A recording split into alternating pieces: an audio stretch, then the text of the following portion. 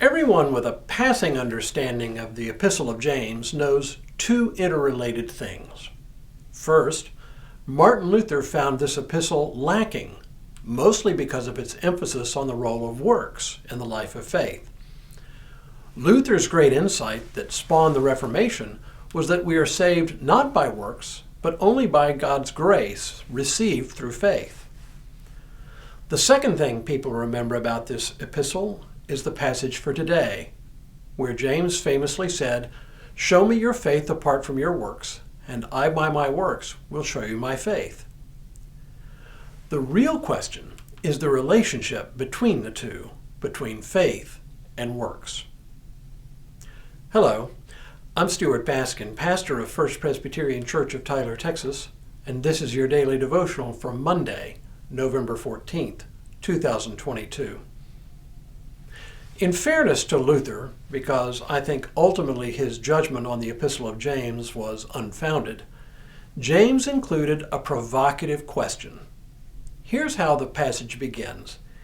It includes three rhetorical questions in a row, followed by a concluding statement. Pay special attention to the second question. What good is it, my brothers and sisters, if you say you have faith but do not have works? Can faith save you?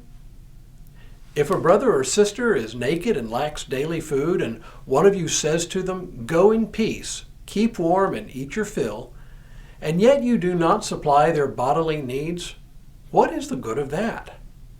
So faith by itself, if it has no works, is dead. From Luther's perspective, and for that matter ours as well, the answer to James's second rhetorical question, can faith save you, is yes. Or more precisely, we are saved by grace through faith. But James isn't wrong to ask the question this way. Just believing that something is true is not the same thing as actively trusting, which is what faith is really all about. As he continues, notice how he says that even demons believe. But someone will say, "You have faith and I have works. Show me your faith apart from your works, and I by my works will show you my faith." You believe that God is one. You do well. Even the demons believe and shudder. You see, what James is getting at here is that the simple act of believing that God is one is not really faith. Demons cannot be said to have faith, can they? But even so, they believe in God.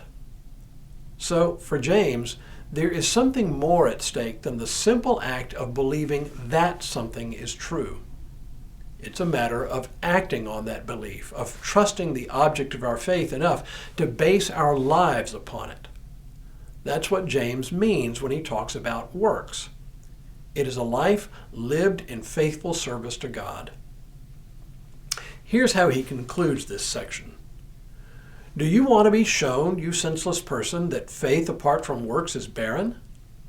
Was not our ancestor Abraham justified by works when he offered his son Isaac on the altar? You see that faith was active along with his works, and faith was brought to completion by the works. Thus the scripture was fulfilled that says, Abraham believed God, and it was reckoned to him as righteousness. And he was called the friend of God. You see that a person is justified by works and not by faith alone. Likewise, was not Rahab the prostitute also justified by works when she welcomed the messengers and sent them out by another road? For just as the body without the spirit is dead, so faith without works is also dead. Like the author of the letter to the Hebrews, James points to the faith of Abraham and Rahab that prompted them to do something, to act in faith. That's all he means. I don't think he fundamentally disagrees with either Paul or Martin Luther in this. Living faithfully begins with faith, but a faith that does not have an impact on the way we live is not really faith at all. Or as he puts it, faith is brought to completion by what we do.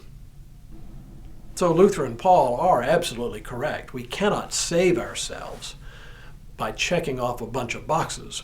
We cannot save ourselves by earning God's favor. But on the other hand, James is also absolutely correct. If our faith doesn't change us, it is no faith at all. Faith, then, is about putting our lives and our actions in service to the God who saves us. Our works don't lead to our salvation, but surely our salvation leads to wanting to do the right thing for God. Tomorrow, one of the tests of faith turns out to be what comes out of our mouths.